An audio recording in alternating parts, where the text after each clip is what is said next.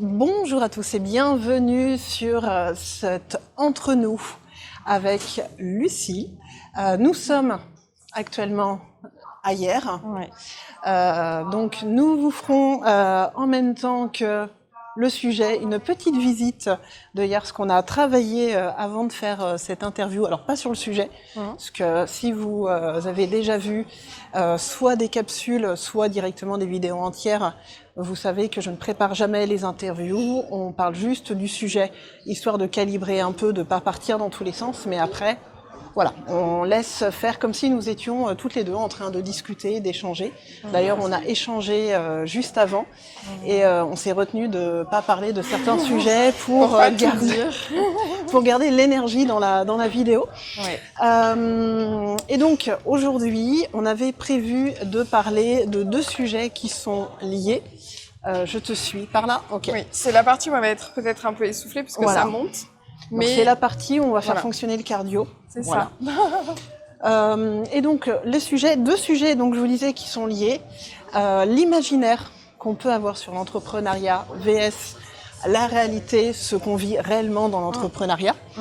Et le deuxième sujet lié, l'incertitude, justement, qu'on vit une fois qu'on est lancé dans l'entrepreneuriat. Des sujets qu'on trouve un peu sous-exploités en termes de communication, de partage avec Élise. Avec Élise. C'était Élise, c'était la semaine dernière avec Lucie. Tant que je t'appelle pas Mickaël, Ça se ressent. Gaspard. Non, mais Mickaël, c'est que je reçois demain. Ah oui, Et voilà. lui, Ok. par exemple, je voulais à tout prix, quand je m'organisais, Ouais. le faire interviewer aujourd'hui. Donc, tant que je t'appelle pas D'accord, Mickaël, oui, c'est un on peu- n'est pas trop ok. mal. Ouais. Et donc, on va parler de ces deux sujets. En gros, on va se caler comme d'habitude, 45 minutes, 1 heure. Ouais. Et puis, comme d'habitude, je propose toujours à mes invités de se présenter juste avant de commencer le papotage. Bah, écoute, c'est avec plaisir. On va laisser passer le monde et la petite pente qui nous essouffle bien. Voilà. Écoute, merci de m'accueillir. Moi, je m'appelle Lucie Aubert. J'ai fondé Elle Aubert Studio en 2022. Je reprends un peu mon souffle. Je suis designer d'espace et j'aménage des espaces de vie pour les particuliers et pour les professionnels. Et je m'intéresse vraiment à leurs besoins pour créer des aménagements adaptés et pas juste des trucs superficiels. Je vais vraiment en profondeur et surtout j'aide à réaliser une vision. Donc je trouve que les espaces... moi, mon slogan, c'est « Notre environnement est un récit à construire ». Donc je trouve qu'il y a vraiment besoin de s'intéresser aux espaces parce que c'est les espaces qui nous définissent. D'où l'intérêt de faire une visite en ville aussi, je trouve. Pour une interview comme ça, je trouve ça sympa. C'est pour ça, là, en fait, je vais devoir la contenir pour qu'elle ne vous fasse pas un descriptif de tout ce qu'on voit, parce que Hyères est quand même assez riche en la matière. C'est ça. Et c'est ma ville de cœur en plus. Enfin, je suis née ici et puis j'habite ici. Donc c'est vraiment un lieu qui est hyper important pour moi. Même en tant qu'entrepreneur, c'est là où j'ai envie d'avoir mes clients, pour le patrimoine, pour la richesse culturelle et tout ça. Mais aussi en tant que perso, c'est là où j'aime vivre et évoluer, quoi. Donc, c'est d'ailleurs pour ça que je t'ai proposé hier, parce que justement j'aime proposer les endroits qui sont chers aux invités, parce que je trouve que ça fait aussi partie de l'énergie de l'entrepreneur, l'énergie de l'activité, surtout toi, je sais que c'est très important. Est-ce que tu peux, pour ceux qui ne te connaissent pas encore, juste dire depuis combien de temps t'es lancée? Comme je te disais, moi je suis lancée depuis 2022, donc là 2026 c'est ma 4e année, 5e, ça dépend comment on compte. Et c'est vrai que j'étais déjà lancée sur quelque chose, j'ai un peu changé de nom, modifié un petit peu ma communication, etc. J'ai eu beaucoup de réflexions autour de ça l'année dernière et là du coup je suis sur ma lancée pour faire des choses qui sont vraiment chouettes. Là, j'ai signé des projets qui m'attendent, qui sont vraiment cool aussi, donc je suis très contente. Et voilà, quoi, ça paraît bien lancé, là. Bon, c'est top. Est-ce que, pareil, pour situer le contexte, toi, tu bosses en solo? Oui.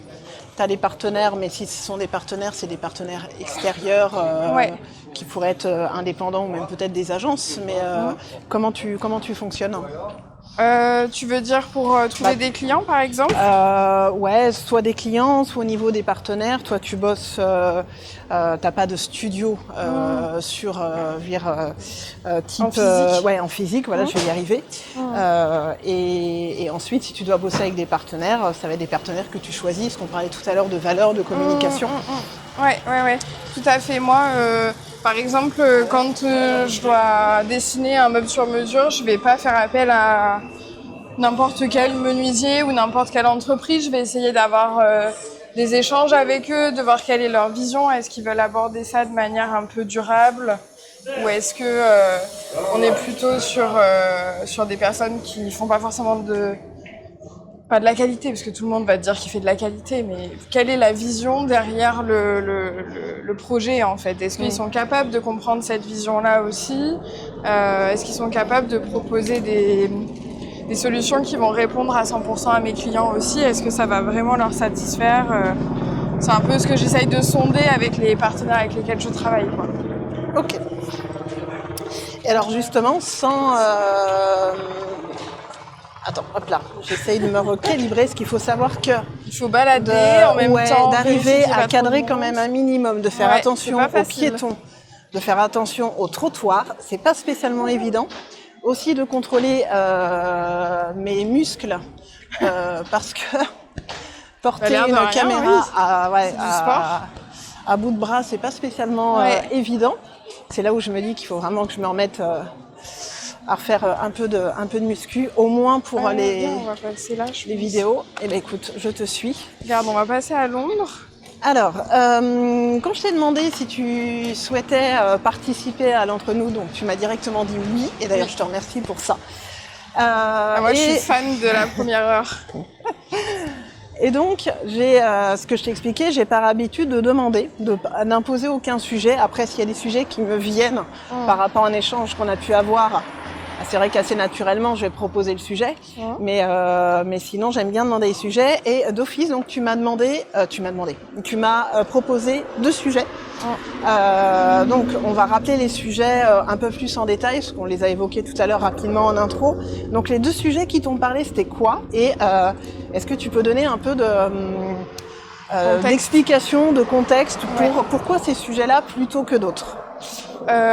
Moi, je trouvais ça intéressant d'aborder ensemble déjà le fait que l'entrepreneur s'est soumis à un imaginaire collectif qui est quand même assez éloigné de la réalité. Donc ça, je trouvais ça intéressant de se dire, est-ce qu'on peut peut-être rappeler un peu les bases et dire, en fait, être entrepreneur, c'est pas forcément être comme sur les réseaux sociaux, quelqu'un qui brasse du pognon toute la journée et qui part en jet privé à l'autre bout du monde tous les 5 du mois.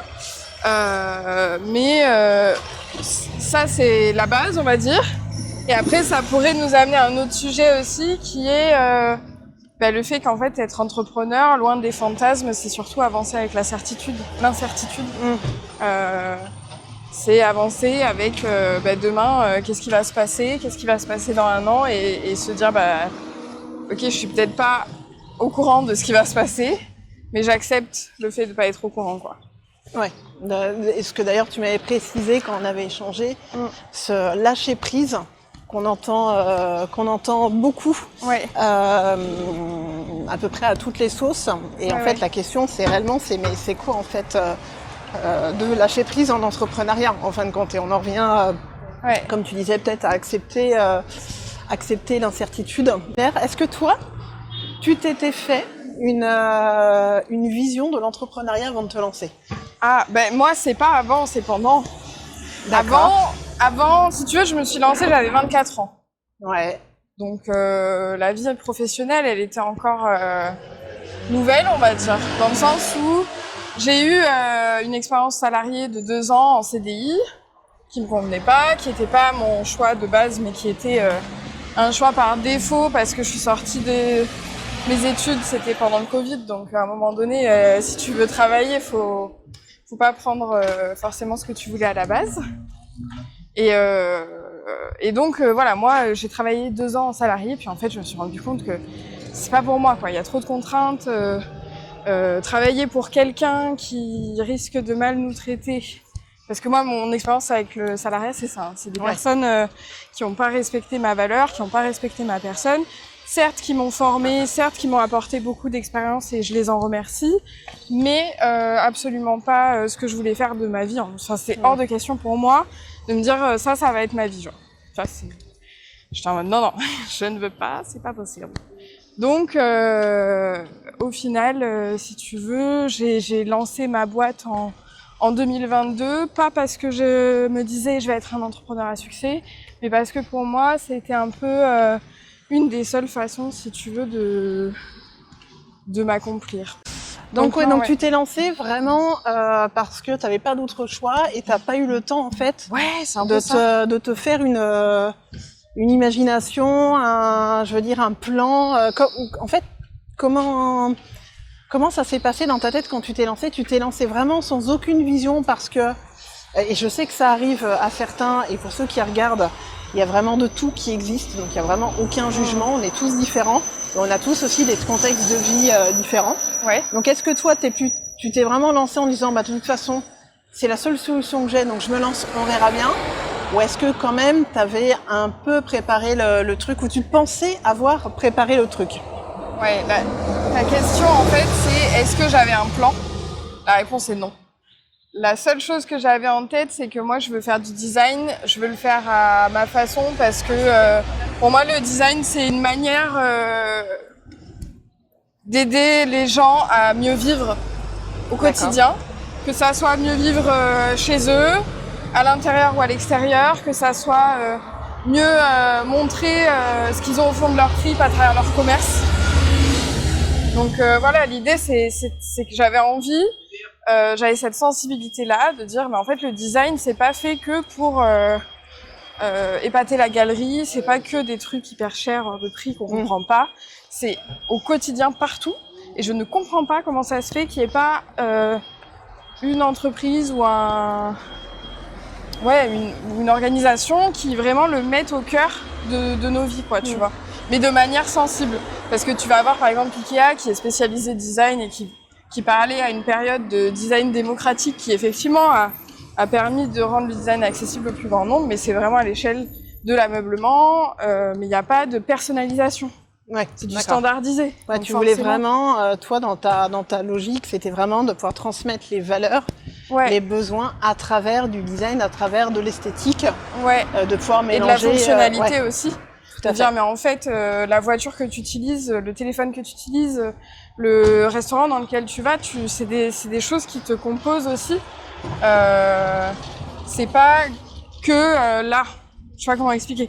C'est pas juste là pour être là et c'est pas par défaut. C'est des choses qui font partie de nos vies au quotidien. Et du coup, l'idée, c'est de se dire, ok, ça fait partie de nos vies, mais est-ce que finalement, si on remet du sens là-dedans, ça remet pas aussi du sens dans nos vies et ça remet pas aussi de l'intérêt, quoi, tu vois. Tout à fait. Et c'est pour ça que, pour moi, je parle de l'espace parce que ma spécialisation, c'est l'aménagement d'espace. Comme je disais, donc aménagement d'intérieur, de jardins, de paysages, l'aménagement de boutiques, de restaurants, enfin, toutes ces choses-là. Ces lieux-là, c'est des lieux qui font notre quotidien. Quand tu te lèves le matin, t'es chez toi, avec un peu de chance, si tu vas à la rue, quoi.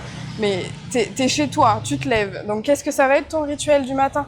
Est-ce que ça va être d'abord d'aller voir tes enfants si t'en as, ou est-ce que ça va être d'aller te faire un café?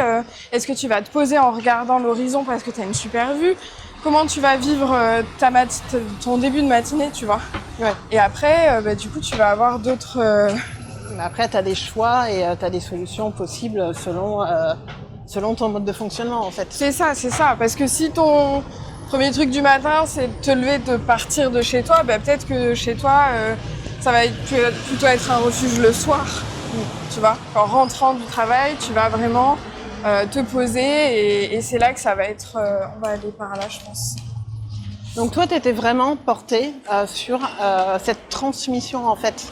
De vision, plus que sur un plan particulier. Et donc tu me disais que, par contre, toi, l'imaginaire, de l'entrepreneuriat, de ce que j'ai compris, c'est surtout arrivé au moment où tu étais lancée. Ouais. C'est ça. Oui, Qu'est-ce qui s'est passé? En fait, si tu veux, moi, je viens d'une famille où ma maman était salariée, elle était infirmière. Et mon père, lui, par contre, a toujours été entrepreneur. D'accord. Donc, il a été entrepreneur dans le bâtiment. Il a été dessinateur, il a été courtier en travaux. Enfin, il a fait tous ces métiers liés au bâtiment, si tu veux, à son compte. Donc, j'ai eu ce schéma de l'entrepreneuriat, c'est à la fois un don et un poison. D'accord. Tu vois, parce que je le voyais travailler jusqu'à 19h, le samedi parfois, et pas forcément être sûr aussi d'avoir des rentrées à telle date, etc. Mais en même temps, il pouvait venir me chercher à l'école. Ouais. Tu vois. Donc j'avais déjà un schéma, mais j'avais pas d'idéal. En me lançant, j'étais pas en mode, j'étais pas à la recherche de quelque chose sur l'entrepreneuriat, si tu veux. Et c'est quand je me suis lancée qu'il y a eu cet essor de l'entrepreneuriat aussi, hein, c'est ce qu'il faut se dire. C'est que... Ouais, donc on rappelle, toi tu t'es lancée au moment du Covid aussi. Post-Covid. Post-Covid, pour ceux qui n'avaient pas fait le rapport avec l'année de lancement. Post-Covid, je me suis lancée. Ça faisait déjà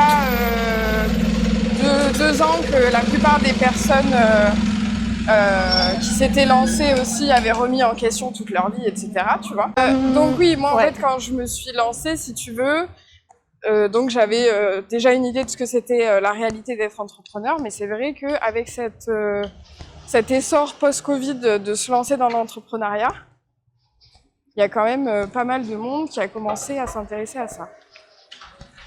Et donc toi, qu'est-ce que ça a créé chez toi?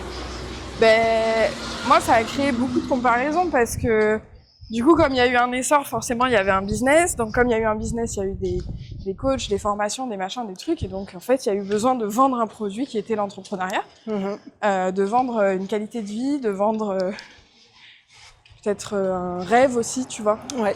Et une vision de l'entrepreneuriat pour en venir au sujet.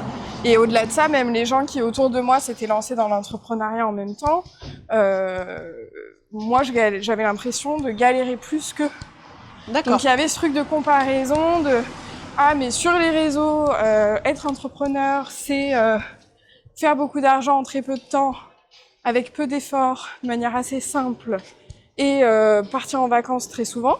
Ouais. Et dans la réalité, les gens autour de moi gagnaient leur vie, et moi j'étais là en mode putain, mais en fait j'aimerais avoir plus de clients parce que j'avais des clients, mais c'était pas fameux, les projets allaient pas au bout. Donc je faisais de la conception et en fait le truc n'existait pas, donc j'avais pas de portfolio, je pouvais pas montrer ce que j'avais fait, tu vois. Ouais. Donc c'était un peu une réalité de personnelle où j'étais en mode mais en fait pourquoi tout le monde y arrivait pas moi, tu vois. Mais alors quand tu dis que tout le monde n'y arrivait pas toi, c'était toi ce que t'interprétais ou réellement sur des éléments très factuels tu connaissais des entrepreneurs ou assez d'entrepreneurs qui te faisaient penser que eux réussissaient, mais pas toi? Moi, j'ai l'exemple d'une copine que j'avais qui, pareil, parce que par pudeur peut-être, racontait pas ses difficultés, tu vois. Ouais. Ou alors tu dis ah ouais, c'est pas facile, puis tu passes à autre chose. Ouais, donc en fait, t'avais purement factuellement. Ouais. Hop, t'avais personne qui, en tout cas dans ton entourage, qui réussissait énormément. C'est-à-dire tu n'avais pas de preuves avec le recul. Si, moi j'avais ce qu'on peut appeler un modèle. Ouais. Sous les porches là. Comme ça. Ah oui, là, on remonte okay. après. Comme ça, on est à l'ombre. Bien vu. Si, j'ai une autre amie qui est un peu une mentor, on va dire, pour moi, qui est dans le même milieu et qui a beaucoup répondu à mes interrogations. Et qui, des fois, me disait aussi, mais là, tu fais peut-être fausse route sur certaines choses et tout ça. D'accord. Mais comme moi, j'ai eu envie aussi de faire ce que je faisais à ma manière, si tu veux, j'ai beaucoup tâtonné pendant quelques années. Ok. Donc en fait, j'ai aussi beaucoup appris, j'appellerais pas ça des erreurs, mais fait des essais, tu vois, pour arriver aujourd'hui à un système qui me correspond et qui me convient. Parce que quand tu disais que tu voulais faire à ta manière, c'était quoi? C'était dans le sens où tu voulais tester par toi-même en amont sans écouter les conseils des autres qui pour toi fonctionnaient, mais voilà, tu n'avais pas envie. C'est un peu comme les gamins où tu leur dis ne touche pas à la porte du four, mais qui vont quand même la toucher parce qu'ils ont besoin de ça. Ou est-ce que tu te reconnaissais pas dans les conseils que tu pouvais voir en termes de valeur ou en termes de vision aussi, que toi tu voulais apporter autre chose? Moi j'ai été un peu formatée par ce truc de comment dire, quand tu proposes un prix pour un projet, il faut pas baisser ses prix parce que c'est toi qui définis ta réalité, par ce truc de c'est comme ça qu'il faut faire sur les réseaux, tu vois, ce truc de comment être entrepreneur, si tu veux. Et du coup, j'ai essayé de faire ça, mais en fait, à un moment donné, moi, au début, c'est ça qui s'est passé, c'est que je voulais pas faire d'erreur. Tu vois ce que je veux dire? Donc, je prenais tous les trucs en mode c'est comme ça que ça marche, ça va super marcher et tout. Sauf qu'en fait, déjà, il n'y a pas d'erreur dans l'entrepreneuriat, il y a des essais, des apprentissages. Et en fait, pour apprendre, je sais pas ce que je voulais dire. Tu disais que tu ne voulais pas faire d'erreur, et donc en fait tu prenais tout ce que tu trouvais. Oui. Et tu essayais de le mettre en pratique. Voilà, c'est ça. Mais en fait, pas faire d'erreur, c'est quoi? Parce que pour avoir des clients au début, il faut peut-être leur proposer des tarifs un peu plus intéressants que ce que tu voudrais faire. Il faudrait peut-être aussi démarcher, ce que je faisais pas au début. Tu vois, enfin. Donc en fait, les erreurs, de toute façon, tu les feras, mais c'est vrai qu'il y a un peu ce truc de ouais, c'est comme ça qu'il faut faire, qu'il faut être entrepreneur. Être entrepreneur, tu vois, c'est vraiment un... Ouais, c'est comme si, en fait, être entrepreneur, c'était respecter, en tout cas toi de ta vision, et des fois ce qu'on voit aussi sur les réseaux, c'est respecter une identité propre. C'est voilà, faut faire comme ça, il y a uniforme, pas uniforme, très lisse. Faut rentrer dans une case. Il y a pas 50 manières de faire, ça, alors que chaque business est différent.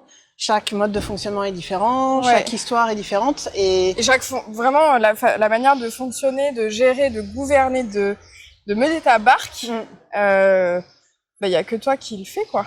Oui, et puis toi ta vision, ce que tu veux amener comme message, comme valeur va peut-être être différente de l'autre personne, ce qui fait que au niveau de tes actions, ça va aussi être différente en fin de compte. Oui, et puis de toute façon, c'est pas aussi lisse et carré et cadré et uniforme que ce qu'on pourrait penser, en fait. Ouais, c'est ça, tout à fait. On va faire... Oh, regarde une petite coccinelle là. Wow. On va faire une coupure paiement au rodateur et on revient. Ça y est, on a payé notre dû au parking. Ouais. Quelle aventure, n'est-ce pas? Donc on va essayer de reprendre le fil de ce qu'on disait tout à l'heure parce qu'on a fait une coupure. Donc tu disais que toi en fait tu n'avais pas eu de vision particulière quand tu avais créé ton entreprise, que par contre tu avais tout ce qui était comparaison par rapport aux autres entrepreneurs, que ce soit les entrepreneurs autour de toi, ce que tu voyais aussi sur les réseaux, ce qu'on vendait comme étant l'idéal entrepreneurial. Et à quel moment, en tout cas tu es peut-être encore dedans, tu as switché, tu t'es dit non mais en fait on peut chacun en fait avoir notre perception d'entrepreneuriat, notre vision et c'est à nous en fait de construire notre réalité. Ça, c'est venu quand même que entre guillemets l'année dernière. D'accord.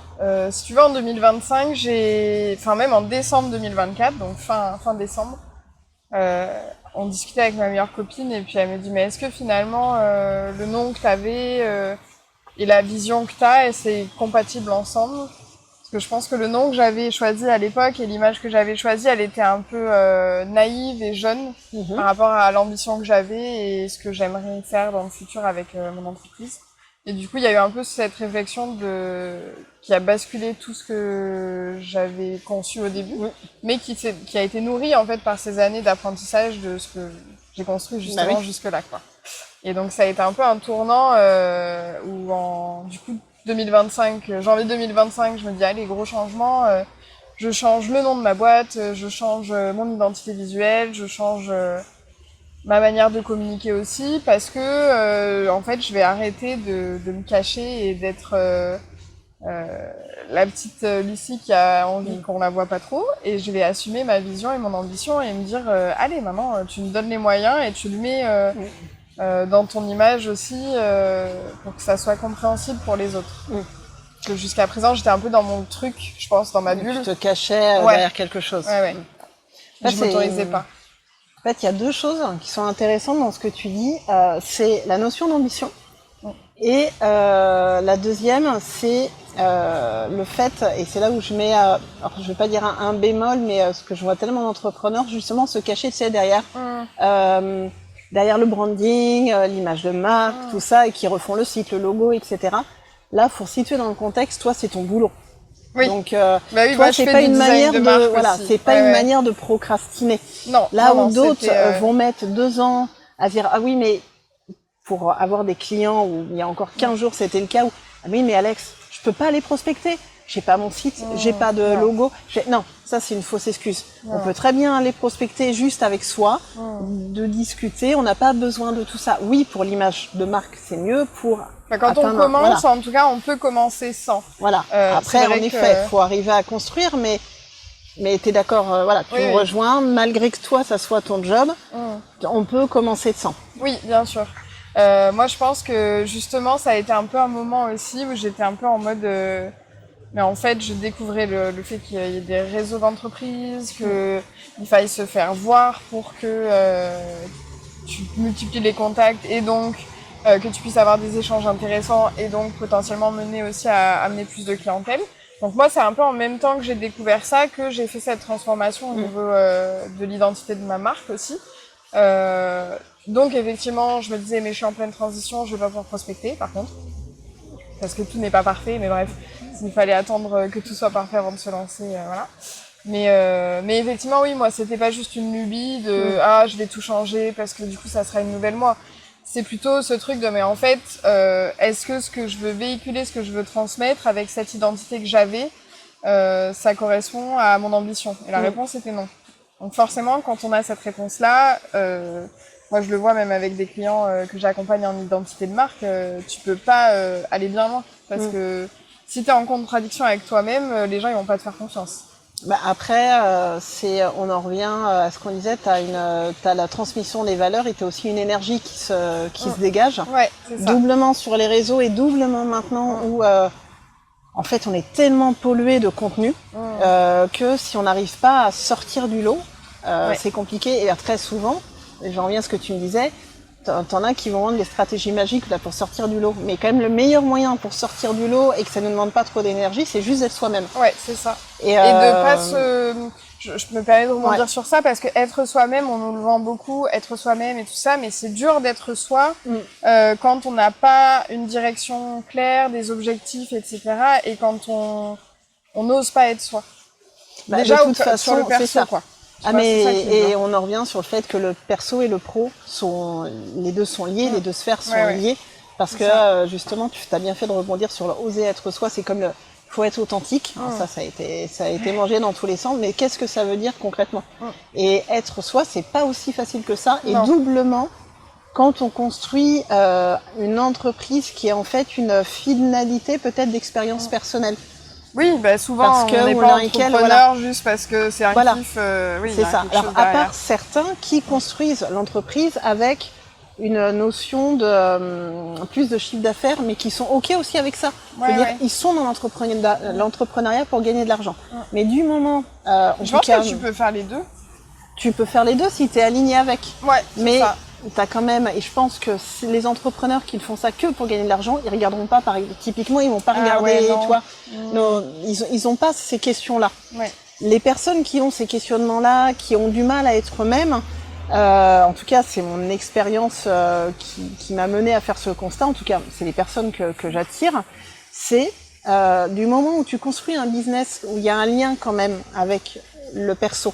On parlait tout à l'heure avant de faire l'interview, on parlait de toutes ces sphères bien-être, les personnes qui se lancent dans le bien-être, c'est que il y a un lien avec leur histoire personnelle.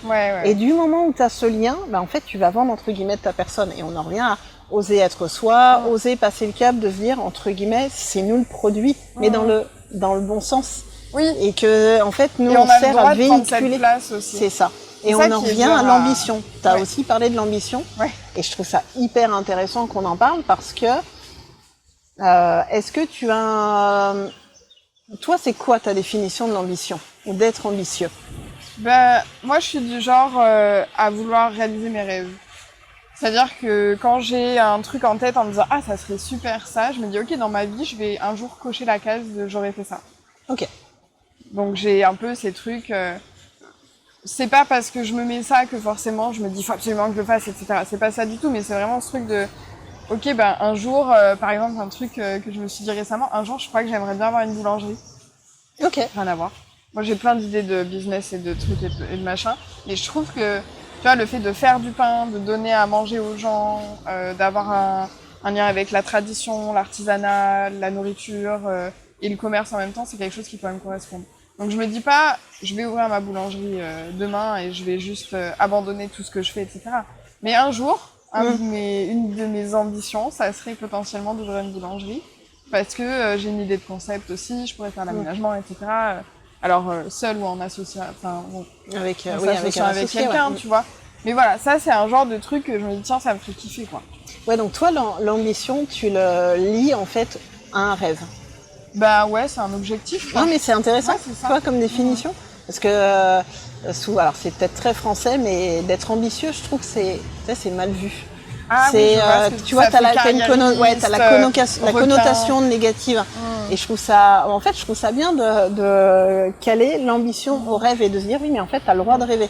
Ouais. Et de ce fait que tu as ce ou ces rêves, de dire qu'est-ce que je vais mettre en action dès maintenant pour pouvoir atteindre ce rêve. Parce que le tout, c'est pas de se dire, ah tiens, plus tard, je voudrais faire ça. C'est ok, tu veux le faire. Et de s'autoriser à rêver, de s'autoriser à voir grand. Et à se donner l'accès à... Tout à fait. Aussi. Et je te rejoins sur le fait que je pense que, et je vais dire nous parce que je m'intègre dedans, nous avons été beaucoup à ne pas oser aller au bout de nos ambitions, à être ambitieux en fait. C'est que oui, parce qu'on se dit mais ça va pas marcher, mais c'est pas pour moi, mais je suis pas fait pour ça. Ouais, et puis après t'as aussi t'as le fait d'avoir alors on parle souvent de la peur de l'échec, mais t'as aussi autre chose, c'est la peur de réussir. Et si je réussississais, j'en parlais récemment avec et si je réussissais, et si je gagnais beaucoup ça, d'argent, c'est pire que la peur de l'échec. Si j'étais, mais en fait on s'en rend compte en ce moment, ça vient souvent sur le tapis avec les entrepreneurs avec qui j'échange. C'est pas la notion, je pense que la peur de l'échec, on l'a tous plus ou moins conscientisé. On sait que ça peut arriver. Par contre, de dire, ok, et si demain réellement tu réussis? Si demain tout va bien? Ben, en fait, on n'a pas été, quand il réfléchit, on nous a, dans notre culture, on nous a appris à l'échec. Notre cerveau, il est le pire. Voilà, anticiper toujours le pire. Ce qui fait d'ailleurs qu'on évite le pire, parce qu'on ne veut, on veut pas. Câblé pour éviter ça. Donc, mais par contre, on n'est pas câblé pour la réussite. Et c'est en fait, pour nous, c'est un peu le flou artistique. Ouais. Et voilà. Ça fait peur, hein. T'imagines, ça veut dire que ta vie, elle se transforme. Ça veut dire que tout va bien. Ça veut dire que tu connais le succès, le bonheur et la réussite. Ça veut dire que jusqu'à présent. Compliqué. Mais ça, c'est un sentiment. Hein. C'est un sentiment parce que toute réussite, de toute façon, à un moment donné, amène à une autre problématique. Là, tu reprends au chef d'entreprise qui dit, voilà, quand je gagnais, j'en sais rien, je vais dire des chiffres bidons, 50 000 à l'année, j'avais telle problématique, mais à 1 million, j'ai d'autres problématiques. Mais c'est une question. C'est pour ça que moi, quand les gens ils me disent « Ah, mais les riches, ils ont pas de problème », je dis « Mais les riches, ils ont des problèmes, hein. Ils ont plus de sous que toi, donc ils ont plus de problèmes. » Ils ont d'autres problèmes, en fait. Tu vois, donc, on a chacun... Quand t'as pas d'argent, t'as des problèmes. Quand t'as de l'argent, t'as des problèmes. Le problème, c'est pas l'argent, c'est toi. C'est comment tu gères la réalité. Tu fais face à ce qui t'arrive. Oui, et encore, c'est un problème. Peut-être que pour l'entrepreneur A, ça sera un problème, et que pour l'entrepreneur B, ce sera pas un problème.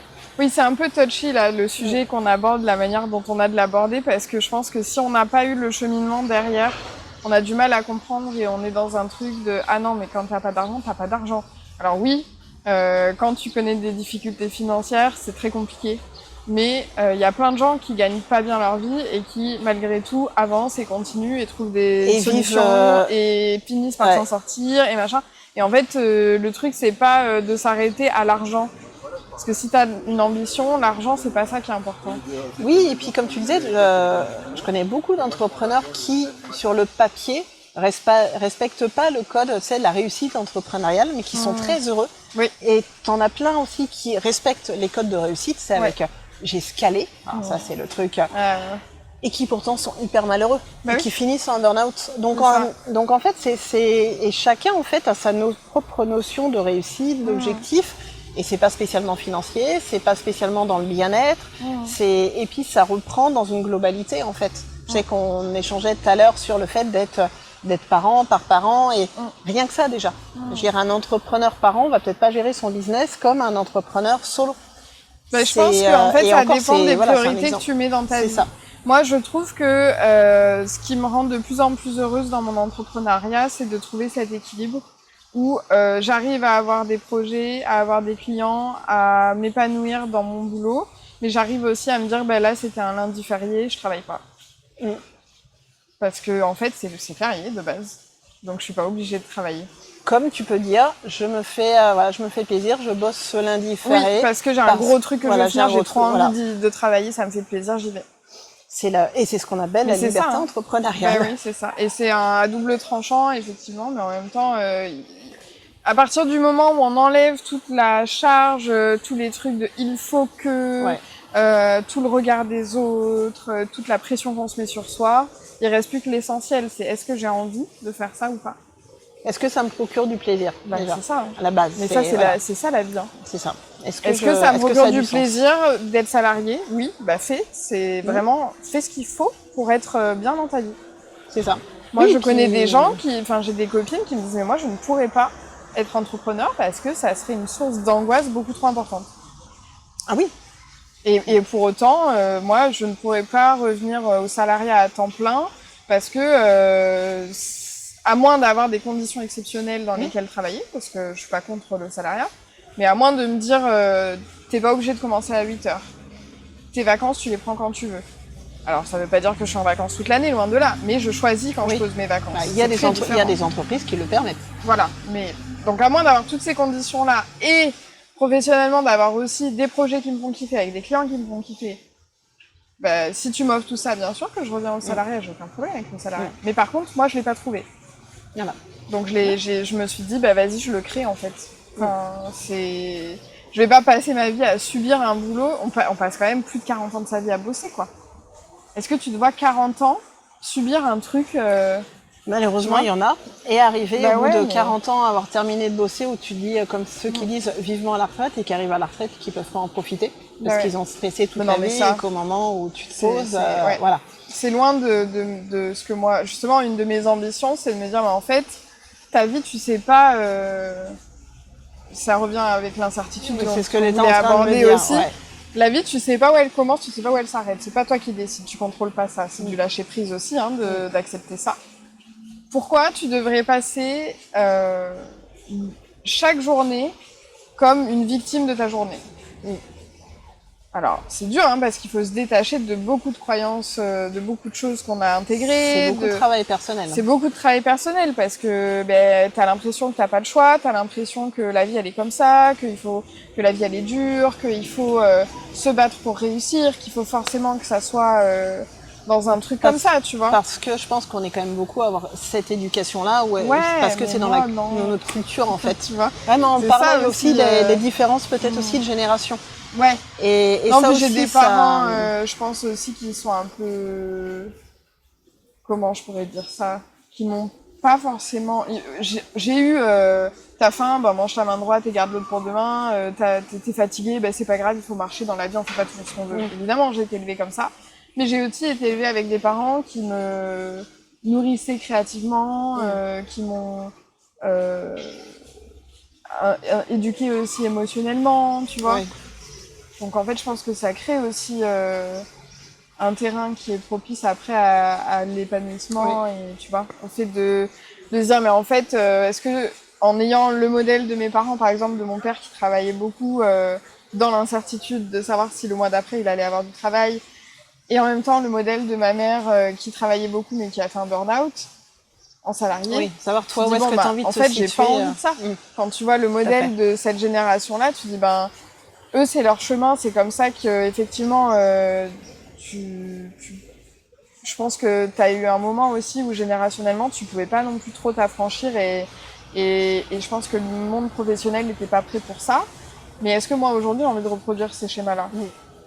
Tout à fait. Et d'assumer, quand tu fais des choix, d'assumer le fait que les choix, les conséquences, et on en revient sur l'incertitude, que tout choix, t'as pas de bon et en fait, dans tout choix, en fait, t'as du bon et du mauvais. Ouais. Et C'est à toi de mettre voilà. ton curseur. C'est toi de mettre le curseur, et on C'est en ça. revient sur l'incertitude, de se dire, de toute façon, j'aurais beau tout prévoir, Ah bah. même le bon et le mauvais dû à mon choix, Bon. la vie fera le reste. Bon.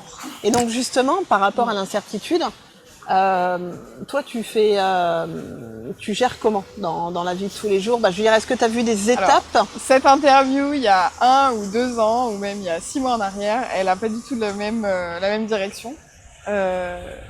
Aujourd'hui, je dirais que j'ai compris que justement, c'est pour ça que je voulais en parler avec toi, j'ai compris que l'incertitude fait partie du jeu.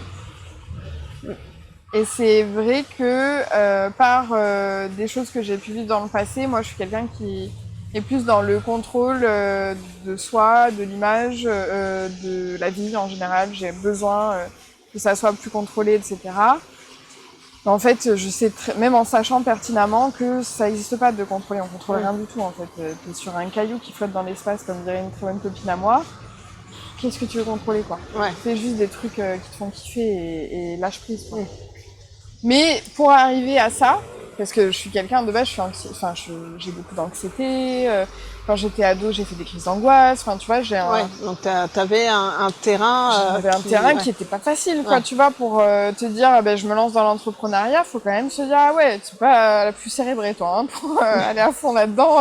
A priori, comme ça rentre pas dans la case non, ouais, ça entrepreneuriat. va pas ensemble. Mais en fait, parce que même si j'ai de l'anxiété, je fais les choses. Tu passes à l'action. Ouais, tu vois. Même si ça me fait peur, je dis vas-y. Tu vois, c'est con, mais ça paraît être effectivement, c'est un énorme privilège, mais je suis partie à Tahiti en 2023. J'ai peur de l'avion. Tahiti, il y a 23 heures de voyage. 8 et 11 heures d'avion avec une escale à San Francisco ou Los Angeles.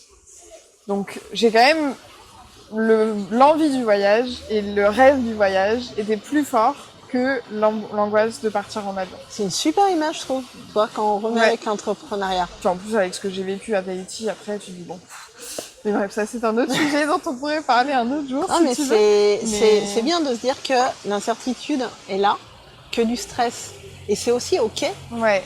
Donc, quand on est en entrepreneuriat, d'être stressé, d'être angoissé, d'avoir peut-être des moments qu'on vit hyper mal et que ça peut durer plus que quelques heures ou quelques jours. Ah oui, c'est. Mais, entre guillemets, si le rêve est plus grand, si tu gardes la foi, et on en revient à l'alignement, je fais toujours j'utilise par parcimonie ce mot-là, parce que ça veut tout dire et rien dire, c'est comme l'authenticité, mais c'est vrai que si tu fais vraiment les trucs avec tes tripes, et que tu as conscience que de toute façon il y a des choses que tu vas pas maîtriser et que le stress fait partie, comme vous êtes, fait partie du jeu, c'est le package. Je dirais pas que c'est plus simple, mais tu sais que ça fait partie du chemin. Et au pire de te dire bon ok, il y a ça, qu'est-ce que j'en fais? Comment je peux gérer au mieux le stress, l'angoisse, etc. Ouais. Ce qui est évident dans ça, c'est le fait d'avoir le choix et de prendre le choix. À partir du moment où tu es décisionnaire et c'est toi qui dis je choisis cette vie-là, tu peux pas subir. Oui, tu peux subir de manière ponctuelle, te dire putain pourquoi j'ai fait ça, mais dans quoi je suis, mais qu'est-ce que je vais manger le mois prochain, mais si jamais je trouve jamais de client, et si. Mais après, quand ça passe, finalement c'est ta meilleure vie, quoi, tu vois. Oui, et puis te dire ok, il y a ce moment-là, je ressens ça, il y a telle situation, qu'est-ce que j'en fais? Pour revenir sur le subir. C'est un peu comme, alors je vais prendre très cliché, et je sais que tu vas peut-être même toi aussi réagir. Quand j'entends, je gagne de l'argent, mais j'ai l'URSSAF, les impôts, etc., etc. Ok, mais on est en France, c'est le mode de fonctionnement. Donc après, il n'y a pas assez. Soit tu acceptes et tu restes en France, soit tu vas dans d'autres pays, soit aussi, accessoirement, tu te lèves pour aller voter le jour J, aussi. Ça, c'est encore un autre sujet, mais voilà. Mais en fait, la réalité, elle est comme ça. Après, toi, comment tu la vis et comment tu peux faire, parce que c'est pareil, sur l'entrepreneuriat, il y a plein de façons d'entreprendre businessment, je veux dire, au niveau de l'argent, il y a plein de choses, il y a plein de placements. Donc, si vraiment tu trouves ça horrible et injuste, renseigne-toi, prends du temps justement pour t'armer d'un comptable, d'un avocat, d'un fiscaliste, pour justement trouver le plan qui est le plus adapté à toi, à tes besoins et à tes valeurs aussi financières, hein, tu vois. Et j'aime bien C'est prendre vrai cet que- extrême parce que on en entend quand même pas mal râler, mais de se dire ok, mais tu râles, Ça, c'est mais la qu'est-ce que France, tu as fait pour ça? C'est les Français, ça. Ah ben on est S'ils des n'ont gros pas râleurs. du pain, ils peuvent pas parler. On râle. Non, mais en Et- vrai, je comprends parce que moi, je suis pas encore au stade où je paye des impôts, donc si tu veux, ça me dérange pas, quoi, pour l'instant. Mais après, je comprends que le jour où tu te fais peut-être 3 000, 4 000, 5 000 de chiffre d'affaires mensuel, de dire tu donnes la moitié à l'État, bon, ça sert pas. Mais après, c'est à toi de voir. Est-ce que tu es heureux avec 4 000 euros de chiffre mensuel ou pas? Est-ce que c'est nécessaire? Parce qu'on dit toujours il faut scaler, il faut faire de la croissance, il faut que l'entreprise... Mais est-ce que finalement, une entreprise qui fait 40K à l'année, ça te suffit ou pas? Mais il y en a qui vivent vois, c'est avec, ça tu vois, aussi. on parlait par mois 700 par mois, ils sont heureux. Et puis après, on en parlait aussi, je sais plus, j'ai un gros doute, sur le fait, si on en parlait, le fait qu'il y en a aussi qui sont en double activité. Ouais. Tu parlais de comparaison, pour rebondir sur la comparaison Ouais, ça, tout je à savais l'heure. pas qu'il y a des gens qui T'en faisaient as ça. qui sont en double activité, t'en as où t'as l'impression qu'ils vivent très bien parce qu'ils savent super bien communiquer, mais en fait, ce qu'ils oublient de te dire, c'est que t'as le conjoint qui ramène de l'argent et eux, en fait, c'est l'entrepreneuriat plaisir et c'est d'accord, il n'y a pas de jugement. T'en as aussi qui, sur une première partie de vie, je parle en connaissance de cause, tous les militaires, de manière générale, s'ils ont été jusqu'à un certain nombre d'annuités, ils ont une pension, donc c'est pareil. Donc en fait, t'as pas, on juge comme ça sur ce qu'on voit, sur une apparence, mais en fait, de l'entrepreneuriat, il y a tellement de facettes. En fin de C'est ça compte. qui est fou, c'est que, en fait, être entrepreneur, ça n'a pas de définition propre, si ce n'est celle que tu donnes. Et C'est ça, je trouve ça fou qu'on nous fasse croire que... Mais c'est les réseaux sociaux, hein, c'est un peu le mal du siècle, je pense. Parce Le que moi, truc, j'ai pas trop c'est- connu, j'ai grandi avec ça, si tu veux. Le J'ai truc, grandi avec Facebook, quand j'avais 13 ans, j'avais Facebook, Ouais. tu vois. Donc en fait... Moi, pour en avoir connu le monde, j'ai l'impression d'être un dinosaure quand je dis ça. Bah non, on m'a pas tant D'avoir d'écart, connu, mais- écoute, je suis habillée en vert, ça tombe bien, voilà. D'avoir connu le monde avant les réseaux sociaux et d'avoir connu aussi sur mon ancienne vie pro avec la gendarmerie où je voyais vraiment j'ai vu toute la noirceur de la société. Je pense qu'en fait, les réseaux sociaux et les médias, pour voir encore plus large, ne sont que les miroirs grossissants de notre mode de fonctionnement, de tout ce que peut faire l'humain. C'est un accélérateur. Ouais, c'est un accélérateur. Et après, c'est un peu comme tout. C'est toi, on revient au même. Qu'est-ce que tu fais de ces infos? C'est un peu C'est comme dur, les infos à la télé. Par exemple, je ne regarde plus les infos à la télé. Ah non, non. Pourquoi pas? Parce que j'ai pas envie de me cultiver. Parce que je suis la première, des fois, être un peu embêtée quand on me dit « Ah, mais t'es pas au courant de telle actualité ». Et tu le sauras forcément Voilà. si t'es sur Mais les réseaux sociaux. tu de toute le façon. ou pas, parce que moi, mes réseaux sociaux sont tellement au niveau de l'algorithme, c'est tellement cadré Ah oui, qu'en t'as fait, je même ne vois pas, même pas l'actualité sur les réseaux. Après, c'est pareil, on en revient à un choix. Ça m'empêche pas une fois par semaine d'aller checker, mais c'est moi qui décide quand est-ce que je vais voir et quel site je vais voir. Mais pour autant, j'ai arrêté d'aller voir parce que, pour les valeurs, je trouvais qu'on ne montrait, parce que je savais le mode de fonctionnement, Ouais, c'est ça détruit la on tête. montre que le côté négatif, parce Ouais. que les médias sont là pour ça. C'est qu'en fait, on ne montre que ce que le cerveau va retenir, donc le négatif. Et pour en revenir à ce que tu disais, les réseaux sociaux et la communication business entrepreneuriale, on te montre que ce qui reste dans le cerveau. Donc ça va être des trucs tendances, ça va être des stratégies magiques, ça va être là comme en ce moment, c'est le fric. Commente tel mot pour avoir tel guide. avec le guide Oh ou là là, avec mais en laissez-moi. ce moment l'intelligence artificielle. Oh pétard. En ce moment, Ça, je c'est ne vois, compliqué. je vois certains posts parce que je suis pour la veille quand même certains comptes business avec soi-disant les coachs Insta ou les coachs LinkedIn, etc. Mais ils font même plus l'effort de modifier les phrases. C'est qu'en fait, c'est du copier-coller. Mais copier-coller au mot près. Et je me dis, mais on en est là, en fait. On en est là. bah C'est c'est- que notre cerveau, j'ai l'impression qu'il ne nous sert plus. Mais non, Et mais je parle c'est même une pas commu- d'intelligence en fait, émotionnelle, Tu sais ce que c'est? C'est de la communication de masse. Et c'est ça. On en C'est est pas arrivé de là. la communication qui sert une valeur et une vision. C'est vraiment de la communication de masse, comme la consommation de masse. C'est la même chose. Mais sauf que c'est du produit. Aujourd'hui, le produit, on peut l'avoir à 1 euro à l'autre bout du monde, donc c'est plus ça qui fait du pognon, alors que le service, ça fait économiser. Voilà. Mais là encore, ce qu'on disait, on a encore le choix de consommer ce qu'on a envie. Ce qu'on a Ouais, mais on pour peut prendre encore, conscience, t'imagines?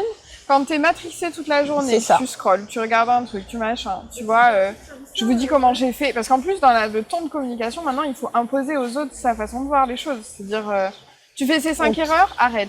C'est ça. Je te dis comment je suis passée de 5 à 10 000 euros par mois en à peine un mois. Ouais, lâchez-moi, en fait. On en revient à la mauvaise conscience dont tu parlais au début, la comparaison, en fait. Et le fait que ça vienne aussi peut-être remplir cette incertitude, de se dire, d'avoir l'impression que les autres ont réussi, mais comment ils ont réussi, ça paraît tellement logique d'arriver à faire 10 000 là comme ça, juste avec une stratégie. Alors que les gens en fait, non. Tu sais que être riche en France, c'est gagner plus de 4 000 euros net par mois. C'est les 10% les plus riches de France, ils gagnent plus de 4 000 euros net par mois. Donc en fait, il faut aussi redescendre d'un cran. C'est-à-dire que 90% gagnent moins de... Non mais à un moment donné, tu vois, c'est... Pour être considéré, bon, quand je dis riche, on met un peu ce qu'on veut, mais considéré aisé, c'est un rapport que j'avais vu. Alors, avant l'inflation, c'était plus dans les 3 500 net. Ouais, parce que même avec 4 000, selon où tu vis, la location, c'est pas non plus... tout, mais ça remet, dépend... ça remet tu vois, dans un contexte, et tu dis, ah ouais, ok, en fait... Alors oui, non, gagner 800 euros par mois, effectivement, on est plus dans de la précarité. Par contre, si t'es plus autour des 2000 net, finalement, t'es dans une moyenne... t'es dans la moyenne, quoi. Voilà. Donc gagner 10 000 euros par mois, ok, mais en fait c'est réservé à une certaine tranche de la population, peut-être à des personnes aussi qui ont les moyens d'investir, peut-être à des personnes qui ont envie d'accéder à ce palier-là. Moi perso, je sais pas si j'ai envie de gagner 10 000 euros par mois. Oui, et puis t'as aussi en termes d'argent, je vais pas retrouver le terme, mais l'épargne que tu as réalisée. Toi, c'est pareil. Ouais, on te dit voilà, la trésor, l'épargne. C'est pareil, on te dit, à partir de tel âge, tu as cette impression, ou même en tant qu'entrepreneur, il faut que tu sois propriétaire, etc., etc. Mais c'est pareil. En fait, peut-être que toi, ton argent, t'as peut-être pas envie de le mettre dans des biens immobiliers. Non. Peut-être parce que tout simplement, tu dis le bien immobilier, je vais peut-être jamais en profiter, ou peut-être que pour plein de raisons. Donc en fait, c'est un peu comme tu disais, comme l'ambition, on a chacun notre propre définition de la richesse. De la réussite d'une manière générale. C'est ça. Et il faut aussi accepter que notre vision n'est pas celle du voisin, ou que celle du voisin n'est pas forcément les nôtres, et que peut-être son mode de fonctionnement, même si lui a réussi, nous, si on faisait la même chose, on serait peut-être malheureux. Ouais. Et on va peut-être juste récupérer 1 ou 2% de ce qu'il a fait, et puis 1 ou 2% du voisin, et que c'est comme ça qu'on va construire notre propre... Ouais, puis juste avoir un peu... oser avoir un peu la folie, là.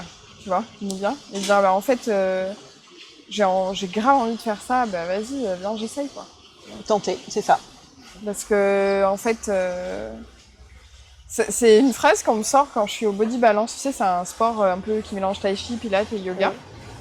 Et c'est un sport où, genre, t'as vraiment la goutte, là. Parce que c'est que du renforcement musculaire, mais avec des poses, t'es en mode, pétard, le muscle, je savais pas qu'il était là, quoi, tu vois.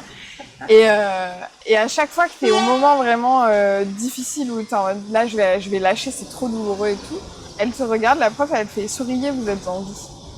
Ah oui, je connais ça. Et là tu dis putain, je te déteste, hein. T'as raison, quoi. Hein. T'as raison, c'est vrai, hein. Et le pire, c'est que je paye pour souffrir en plus. Non mais tu es en vie. Ouais, mais c'est ça. Quelle chance. C'est ça. Et fais ce qui te plaît, quoi. Et il y a un truc là en ce moment que j'ai lu pas mal, c'est simple aussi. Ah oui, mais ça c'est la règle du design. Hein. C'est simple. Ça, quand tu apprends le design dans les premières années, c'est ça. C'est ça, tu vas toujours chercher hyper compliqué ailleurs. Prends ce que tu as autour de toi et fais simple. Ouais. Et bizarrement, ça enlève vachement de charge mentale en fait. Et vachement de pression. Bah oui. Parce qu'en fait, on se prend trop la tête. Bah oui, t'as pas besoin... T'as besoin que de l'essentiel pour faire les choses. Mais c'est vrai que, nous, c'est dans les premières années de là, parce que moi, j'ai fait une formation sur 3 ans de design, donc j'ai vraiment appris le design et la méthode design. Quand on te forme au design, on t'apprend un précepte qui s'appelle less is more. Moins, c'est plus. Parce qu'en fait, quand tu fais du design, le but, alors maintenant, c'est un peu il y a un peu des, comment dire? Des courants.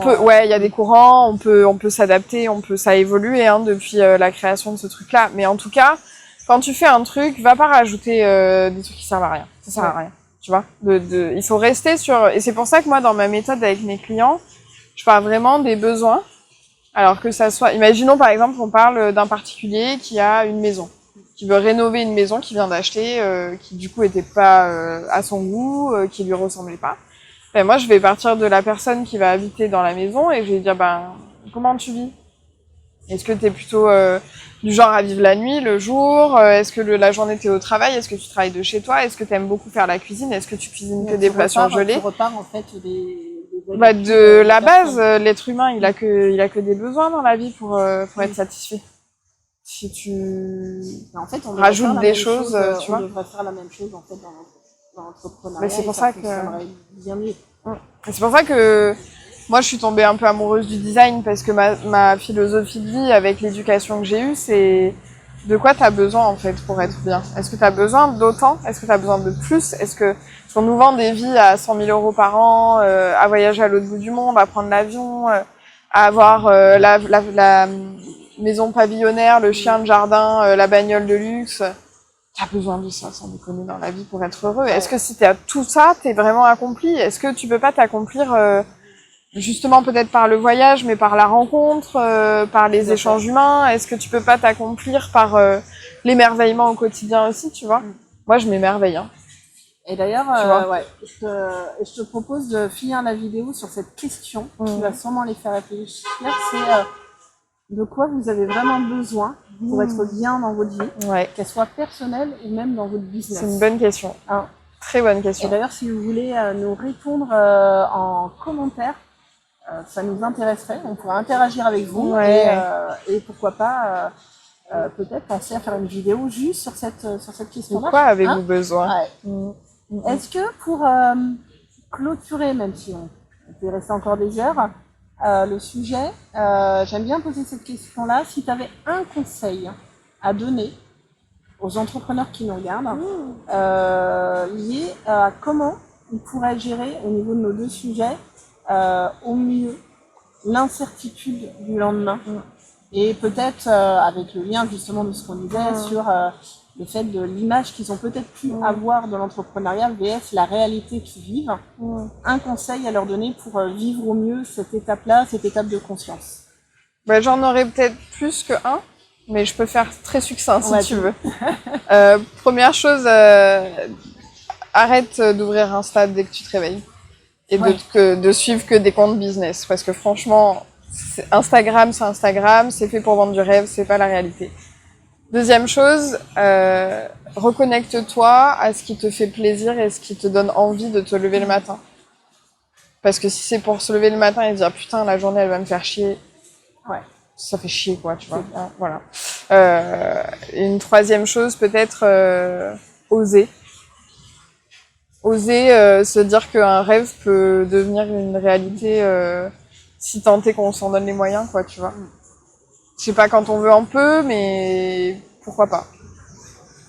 Ça, c'est 3. Ouais, je fais succinct, hein, t'as vu? C'est c'est pas facile. Pas mal. Et dernière question. Alors ça, c'est pareil, tu ne le savais pas, en plus tu fais partie des premières. Donc, une exclue, oui. Si tu avais une ressource, alors en lien avec le sujet d'aujourd'hui, ou pas du tout, à conseiller, ça peut être du livre, ça peut être un film, ça peut être un outil, pourquoi pas aussi peut-être une routine que toi tu utilises, une ressource que tu aurais envie là comme ça de partager, tu sais que ça peut peut-être servir. Ce qui m'intéresse beaucoup et qui me nourrit et qui m'apporte de la matière pour mes réflexions et mon hamster dans ma cage qui tourne là, ça va être souvent les documentaires Arte sur des petits sujets comme ça de développement personnel ou des choses comme ça. Par exemple, il y a la série 42, la réponse à presque tout. Il y a aussi Unhappy qui explore les émotions. Donc c'est des documentaires qui sont vraiment focus sur mais finalement c'est quoi réussir et qu'est-ce que ça fait d'être un enfant, tu vois, comment communiquer avec les enfants. Enfin donc c'est plein de choses comme ça où t'as vraiment des recherches qui sont menées sur des sujets intéressants et qui loin du scroll Instagram te rappellent à l'essentiel et te font réfléchir. Donc ça je trouve ça hyper intéressant. Et d'ailleurs, je voulais juste rebondir sur ce que tu as dit tout à l'heure, le fait d'aller consommer d'autres choses que notre expertise. pour le côté créatif. Ah oui. Ça fait un bien fou. Donc, Ouais, voilà, je dis juste ça comme ça. Eh ben écoute, merci beaucoup. Bah, merci pour à toi. cet échange. J'espère que c'était pas trop chaotique avec la balade en ville et tout, parce qu'il y a eu pas mal de circulation, de gens. Alors, c'est ce que je disais, entre nous, c'est un média parfaitement imparfait, parce que nous sommes parfaitement imparfaits Ouais, en c'est vrai. entrepreneurs, dans la vie de tous les jours. Et c'est aussi un média vivant, parce que je souhaite justement pouvoir proposer autre chose que du studio figé. Il y en a qui le font très bien. On parlait de valeur, de vision, de Ouais, fumée, c'est vrai. et c'est quelque, je sais pas ce que j'avais envie de faire. Autant j'adore les interviews, j'adore échanger, j'adore apporter autre chose. Et aussi les débats, mais j'avais envie de le faire à ma manière et tu vois, typiquement, le fait de traverser la route, de voir peut-être la caméra trembler, peut-être qu'en effet, je pense qu'il y a des moments où on ne sera pas hyper bien calibré. Mais en fait, J'ai hâte que tu fasses un cut à ce moment-là avec un truc. si vous cherchez un média pas hyper calibré, parfait. Et vous êtes les bienvenus. Et d'ailleurs, je profite de cette fin de vidéo pour vous dire que si vous êtes entrepreneur et que vous aussi vous avez envie de profiter de ce média pour partager des sujets touchy, des sujets que vous pensez pas assez abordés, écoutez, n'hésitez pas, vous êtes les bienvenus, vous m'envoyez un petit message, soit privé, soit vous laissez un commentaire. Où est-ce qu'on peut te retrouver sur les réseaux? Moi, je suis sur Insta, du coup. D'accord. Oui, le cordonnier le plus mal chaussé. Non, mais oui, je suis sur Instagram, l.auberstudio, A-U-B-E-R-T studio. Je poste surtout en story pour avoir un lien un peu plus spontané, mais après j'ai des posts aussi récurrents.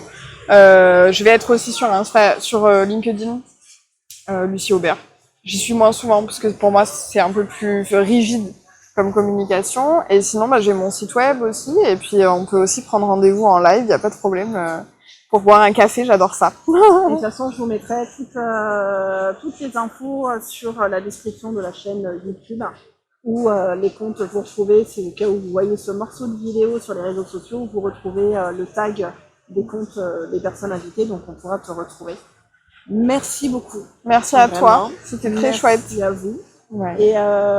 Et n'hésitez pas, si vous avez apprécié cette vidéo, à laisser un petit like et le commentaire qui va bien, ou à partager un entrepreneur à qui ça pourrait être utile. Allez, à bientôt.